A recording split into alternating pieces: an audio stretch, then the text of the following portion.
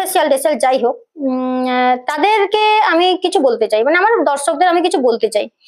তো যার পেজ বা প্রোফাইল দেখে আগ্রহ হয়ে যার পার্লারেই যাও না কেন, তার কাছ থেকে সার্ভিসটা নেবে। কেন বলছি, বর্তমান পার্লারে কিন্তু সবাই অনেকেই থাকে যারা কাজ শিখতে আসে।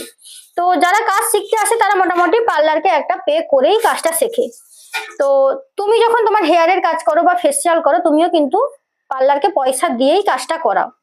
তো তোমার চুলে কতটা কি হিট লাগবে বা তোমার চুলে কতটা কেমিক্যাল লাগবে কি লাগবে অন দা স্পট কিন্তু তোমার হেয়ারেই কাজটা ওদেরকে শেখানো হয় বেশিরভাগ পার্লারে। তো তুমি তোমার টাকা দিয়ে চুলে যেই কাজটাই করতে আসো না কেন, তুমি তোমারটা বুঝে নিবে। কোনোদিন নতুন হাতকে চুলে লাগাতে দেবে না, কারণ তোমার চুলের 12টা তখনই বাজবে। তুমি বলবে যে আমি যখন পে করে এসেছি আমার চুলের কাজ ওরা দেখুক, দূর থেকে দাঁড়িয়ে দেখুক, কিন্তু কোনোভাবে হাত দিয়ে কাজ করতে দেবে না। সেটা কিন্তু তোমারই ভুল। কতটা চুলের 12টা বাজবে সেটা একমাত্র তুমি বুঝবে দুদিন পর, এখন কিন্তু কিছু বুঝতে পারবে না।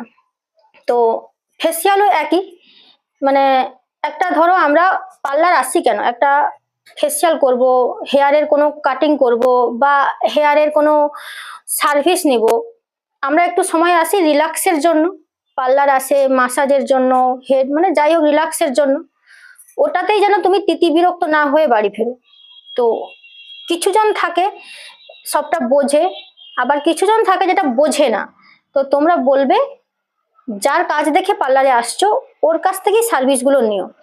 তো যারা কাজ শিখতে আসছে তারা পার্লারে একে অপরের যেন কাজটা করে, যেমন কাস্টমারকে বিরক্ত করে না ছাড়ে। তো আমি জানি আমার ভিডিওটা হয়তো অনেকের পছন্দ হবে না, তো আমি হয়তো অনেকটা গুছিয়ে বলতে পারলাম না। তো অনেক ক্ষেত্রে এটাই হয় যে টেম্পারেচার এক লাগবে আরেক টেম্পারেচারে হিট করছে। অনেক সময় হয়তো দেখা যাবে ক্রিমের পরে মাসাজ দিতে হবে, ক্রিমের পরে ধুয়ে দিচ্ছে।